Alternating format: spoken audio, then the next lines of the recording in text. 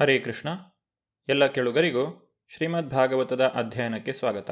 ಶ್ರೀಮದ್ ಭಾಗವತದ 7ನೆಯ ಸ್ಕಂದದಲ್ಲಿ ಪ್ರಹ್ಲಾದನು ತನ್ನ ತಾಯಿಯ ಗರ್ಭದಲ್ಲಿದ್ದಾಗ ನಾರದ ಮುನಿಗಳು ನೀಡಿದಂತಹ ಉಪದೇಶದ ಬಗ್ಗೆ ನಾವು ತಿಳಿದುಕೊಳ್ಳುತ್ತಿದ್ದೇವೆ. ಜೀವಾತ್ಮನು ಯಾವ ರೀತಿಯಾಗಿ ಒಂದು ಶರೀರದಿಂದ ಇನ್ನೊಂದು ಶರೀರಕ್ಕೆ ಪ್ರಯಾಣವನ್ನು ಬೆಳೆಸುತ್ತಾನೆ ಎಂಬುದನ್ನು ನಾರದ ಮುನಿಗಳು ವಿವರಿಸುತ್ತಿದ್ದಾರೆ. ಗಾಳಿಯನ್ನು ಅದು ಹೊತ್ತು ತರುವ ಪರಿಮಳಗಳಿಂದ ತಿಳಿಯುವಂತೆಯೇ ದೇವೋತ್ತಮ ಪರಮಪುರುಷನ ಮಾರ್ಗದರ್ಶನದಿಂದ ಬುದ್ಧಿಯ 3 ವಿಭಾಗಗಳಿಂದ ಜೀವಾತ್ಮನನ್ನು ಅರಿಯಬಹುದು. ಆದರೆ ಈ 3 ವಿಭಾಗಗಳು ಆತ್ಮವಲ್ಲ, ಅವು ತ್ರಿಗುಣಗಳಿಂದ ಆದವು ಮತ್ತು ಕ್ರಿಯೆಗಳಿಂದ ಹುಟ್ಟಿದವು. ಹಿಂದಿನ ಸಂಚಿಕೆಯಲ್ಲಿ ತಿಳಿದಿರುವಂತೆ ನಮ್ಮ ಇರವಿನಲ್ಲಿ ಎಚ್ಚರ, ಕನಸು ಮತ್ತು ನಿದ್ರೆ ಎಂಬ 3 ಅವಸ್ಥೆಗಳಿರುತ್ತವೆ. ಈ 3 ಅವಸ್ಥೆಗಳಲ್ಲಿ ನಾವು ಬೇರೆ ಬೇರೆ ಅನುಭವಗಳನ್ನು ಅನುಭವಿಸುತ್ತೇವೆ. ಆತ್ಮವು ಈ 3 ಅವಸ್ಥೆಗಳಿಗೆ ಸಾಕ್ಷೀಭೂತವಾಗಿದೆ. ನಿಜವಾಗಿ ದೇಹದ ಕಾರ್ಯಚಟುವಟಿಕೆಗಳೇ ಆತ್ಮದ ಕಾರ್ಯಚಟುವಟಿಕೆಗಳಲ್ಲ. ಆತ್ಮವು ದೇಹಕ್ಕಿಂತ ಭಿನ್ನ. ಪರಿಮಳವು ತಮ್ಮನ್ನು ಹೊತ್ತು ತರುವ ಭೌತವಾಹಕಕ್ಕಿಂತ ಬೇರೆಯಾಗಿರುವಂತೆಯೇ ಆತ್ಮವು ಐಹಿಕ ಚಟುವಟಿಕೆಗಳಿಗೆ ಅಂಟಿಲ್ಲ. ಪರಮಪ್ರಭುವಿನ ಪಾದಾರವಿಂದಗಳ ಪೂರ್ಣ ಆಶ್ರಯದಲ್ಲಿರುವವನು ಈ ವಿಷಯವನ್ನು ಒಪ್ಪುತ್ತಾನೆ. ಇದನ್ನು ವೈದಿಕ ವಾಕ್ಯಗಳಲ್ಲಿ ದೃಢಪಡಿಸಲಾಗಿದೆ. ಯಸ್ಮಿನ್ ವಿಜ್ಞಾತೆ ಸರ್ವಮೇವಂ ವಿಜ್ಞಾತಂ ಭವತಿ.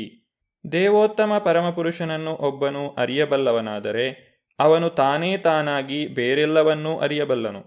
ಭಗವಂತನ ಪಾದಕಮಲಗಳನ್ನು ಆಶ್ರಯಿಸದೇ ಇರುವುದರಿಂದಲೇ ದೊಡ್ಡ ದೊಡ್ಡ ಪಂಡಿತರು, ವಿಜ್ಞಾನಿಗಳು, ದಾರ್ಶನಿಕರು ಮತ್ತು ಧಾರ್ಮಿಕ ವ್ಯಕ್ತಿಗಳು ಸದಾ ಮಾಯೆಗೆ ಒಳಗಾಗಿರುತ್ತಾರೆ. ಯೇ ಅನ್ಯೇರವಿಂದಾಕ್ಷ ವಿಮುಕ್ತ ಮಾನಿನಃ ತ್ವಯ್ಯಸ್ಥಭಾವ ಅಭಿಶುದ್ಧ ಬುದ್ಧಯಃ. ಐಹಿಕ ಕಾಲುಷ್ಯದಿಂದ ತಾನು ಮುಕ್ತನಾಗಿದ್ದೇನೆಂದು ವ್ಯಕ್ತಿಯು ಕೃತಕವಾಗಿ ಭಾವಿಸಿದರೂ ಭಗವಂತನ ಅಡಿದಾವರೆಗಳ ಆಶ್ರಯ ಪಡೆಯದೇ ಇದ್ದರೆ ಅವನ ಬುದ್ಧಿಶಕ್ತಿಯು ಕಲುಷಿತವಾಗುತ್ತದೆ. ಇಂದ್ರಿಯಾಣಿ ಪರಾಣ್ಯಾಹುರ್ ಇಂದ್ರಿಯೇಭ್ಯ ಪರಂ ಮನಃ ಮನಸಸ್ತು ಪರ ಬುದ್ಧಿಯೋ ಬುದ್ಧೇ ಪರತಸ್ತು ಸಹ. ಇಂದ್ರಿಯಗಳಿಗೂ ಮಿಗಿಲಾಗಿ ಮನಸ್ಸಿದೆ, ಮನಸ್ಸಿಗೂ ಮಿಗಿಲಾಗಿ ಬುದ್ಧಿಶಕ್ತಿ ಇದೆ, ಬುದ್ಧಿಶಕ್ತಿಗೂ ಮಿಗಿಲಾಗಿ ಆತ್ಮವಿದೆ. ಕೊನೆಗೆ ಭಕ್ತಿ ಸೇವೆಯಿಂದ ವ್ಯಕ್ತಿಯ ಬುದ್ಧಿಶಕ್ತಿಯು ಶುದ್ಧವಾದರೆ ಅವನು ಬುದ್ಧಿಯೋಗದ ನೆಲೆಯಲ್ಲಿ ಇರುತ್ತಾನೆ. ಭಕ್ತಿ ಸೇವೆ ಬೆಳೆದು ಬುದ್ಧಿಶಕ್ತಿ ಪರಿಶುದ್ಧವಾದರೆ ಆಗ ಮಾನವನು ತನ್ನ ಬುದ್ಧಿಶಕ್ತಿಯನ್ನು ಭಗವದ್ಧಾಮಕ್ಕೆ ಹಿಂದಿರುಗಲು ಬಳಸಿಕೊಳ್ಳಬಹುದು. ಕಲುಷಿತ ಬುದ್ಧಿಯ ಮೂಲಕ ವ್ಯಕ್ತಿಯು ಪ್ರಕೃತಿ ಗುಣಗಳಿಗೆ ಒಳಗಾಗಿ ಸಂಸಾರಕ್ಕೆ ಬದ್ಧನಾಗುತ್ತಾನೆ.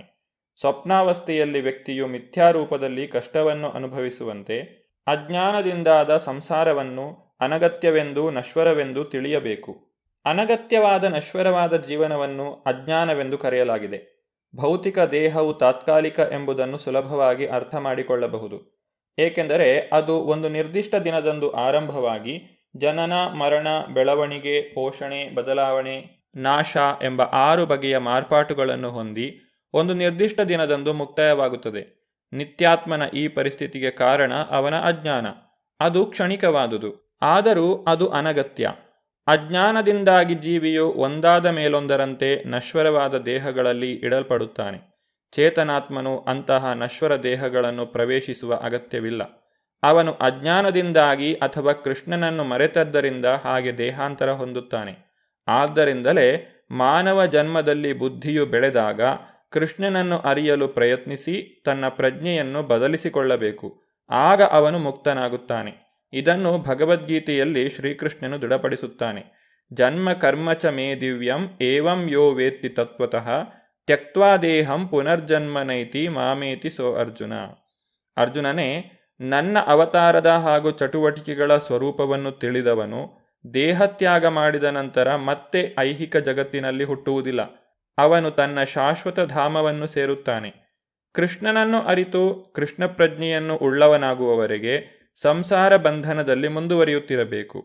ಈ ಬದ್ಧ ಜೀವನವನ್ನು ಕೊನೆಗೊಳಿಸಬೇಕಾದರೆ ಮಾನವನು ದೇವೋತ್ತಮ ಪರಮಪುರುಷನಿಗೆ ಶರಣಾಗಬೇಕು. ನಿಜವಾಗಿ ಪರಮಪ್ರಭುವು ಕೇಳುವುದು ಇದನ್ನೇ. ಸರ್ವಧರ್ಮಾನ್ ಪರಿತ್ಯಜ್ಯ ಮಾಮೇಕಂ ಶರಣಂ ವ್ರಜ. ಮಹಾರಾಜ ವೃಷಭದೇವನು ಇದೇ ರೀತಿಯಾಗಿ ಉಪದೇಶಿಸಿದ್ದಾನೆ. ನ ಸಾಧುಮನ್ಯೇ ಯತ ಆತ್ಮನೋಯಂ ಅಸನ್ನಪಿ ಕ್ಲೇಶದ ಅಸದೇಹ. ತನ್ನ ದೇಹ ನಶ್ವರ, ಬಹಳ ಕಾಲ ಇರದು. ಈ ದೇಹವಿರುವವರೆಗೆ ಸಂಸಾರದ ಕ್ಲೇಶಗಳನ್ನು ಅನುಭವಿಸಲೇಬೇಕು ಎಂಬುದನ್ನು ಅರಿಯುವಷ್ಟು ವ್ಯಕ್ತಿಯು ಬುದ್ಧಿವಂತನಾಗಿರಬೇಕು. ಆದ್ದರಿಂದ ಸತ್ಸಂಗದಿಂದ ಗುರುವಿನ ಉಪದೇಶದಿಂದ ಕೃಷ್ಣ ಪ್ರಜ್ಞೆಯನ್ನು ಅವಲಂಬಿಸಿದರೆ ಅವನ ಬದ್ಧ ಜೀವವು ನಾಶವಾಗುತ್ತದೆ ಮತ್ತು ಅವನ ಕೃಷ್ಣ ಪ್ರಜ್ಞೆ ಎಂಬ ಮೂಲ ಪ್ರಜ್ಞೆಯು ಜಾಗೃತವಾಗುತ್ತದೆ. ವ್ಯಕ್ತಿಯು ಕೃಷ್ಣ ಪ್ರಜ್ಞೆ ಉಳ್ಳವನಾದರೆ ಐಹಿಕ ಅಸ್ತಿತ್ವವು ಅವನು ಎಚ್ಚರವಾಗಿರಲಿ ಕನಸು ಕಾಣುತ್ತಿರಲಿ ಅದು ಕನಸೇ ಹೊರತು ಅದಕ್ಕೆ ವಾಸ್ತವಿಕವಾದ ಬೆಲೆ ಇಲ್ಲವೆಂಬುದನ್ನು ಅವನು ಅರಿಯಬಲ್ಲನು. ಈ ಸಾಕ್ಷಾತ್ಕಾರವು ಸಾಧ್ಯವಾಗುವುದು ಪರಮಪ್ರಭುವಿನ ಕೃಪೆಯಿಂದ. ಈ ಕೃಪೆಯು ಭಗವದ್ಗೀತೆಯ ಉಪದೇಶಗಳ ರೂಪದಲ್ಲೂ ಇದೆ. ಆದ್ದರಿಂದ ಮುಖ್ಯವಾಗಿ ಮಾನವ ಸಮಾಜದಲ್ಲಿ ಮೂರ್ಖನಾದ ವ್ಯಕ್ತಿಯನ್ನು ಕೃಷ್ಣ ಪ್ರಜ್ಞೆಗೆ ಬರುವಂತೆ ಹಾಗೂ ಬದ್ಧ ಜೀವನದಿಂದ ಮುಕ್ತಿಯನ್ನು ಹೊಂದುವಂತೆ ಎಚ್ಚರಗೊಳಿಸಲು ಪ್ರತಿಯೊಬ್ಬನೂ ಲೋಕ ಕಲ್ಯಾಣದ ಚಟುವಟಿಕೆಗಳಲ್ಲಿ ತೊಡಗಬೇಕೆಂದು ಶ್ರೀ ಚೈತನ್ಯ ಮಹಾಪ್ರಭುಗಳು ಹೇಳುತ್ತಾರೆ. ಈ ಸಂಬಂಧದಲ್ಲಿ ಶ್ರೀಲ ಮಧ್ವಾಚಾರ್ಯರು ಈ ರೀತಿಯಾಗಿ ಹೇಳುತ್ತಾರೆ: ದುಃಖ ರೂಪೋಪಿ ಸಂಸಾರೋ ಬುದ್ಧಿಪೂರ್ವಂ ಅವಾಪ್ಯತೆ ಯಥಾ ಸ್ವಪ್ನೆ ಶಿರಚ್ಛೇದಂ ಸ್ವಯಂ ಕೃತ್ವಾತ್ಮನೋ ವಶಃ ತಥೋ ದುಃಖಂ ಅವಾಪ್ಯೇತ ತಥಾ ಜಾಗರಿತೋಪಿತು ಜಾನನ್ನಪಿ ಆತ್ಮನೋ ದುಃಖಂ ಅವಶಸ್ತು ಪ್ರವರ್ತತೆ. ಸಂಸಾರವು ಕ್ಲೇಶಮಯವೆಂದು ಮನುಷ್ಯನಾದವನು ಅರಿತುಕೊಳ್ಳಬೇಕು. ಬುದ್ಧಿಯನ್ನು ಪರಿಶುದ್ಧಗೊಳಿಸಿಕೊಂಡು ಇದನ್ನು ಅವನು ಅರಿಯಬಹುದು. ಬುದ್ಧಿಶಕ್ತಿಯು ಪರಿಶುದ್ಧವಾದಾಗ ಅನಗತ್ಯವಾದ ನಶ್ವರವಾದ ಸಂಸಾರವು ಕೇವಲ ಕನಸಿನಂತೆ ಎಂದು ಅರಿಯಬಹುದು. ಕನಸಿನಲ್ಲಿ ತನ್ನ ಶಿರಚ್ಛೇದನ ಮಾಡಿದರೆ ಒಬ್ಬನು ಕ್ಲೇಶಪಡುವಂತೆಯೇ ಅಜ್ಞಾನದಿಂದಾಗಿ ಅವನು ಕನಸಿನಲ್ಲಿ ಮಾತ್ರವಲ್ಲದೆ ಜಾಗೃತಾವಸ್ಥೆಯಲ್ಲಿಯೂ ಕ್ಲೇಶವನ್ನು ಅನುಭವಿಸುತ್ತಾನೆ.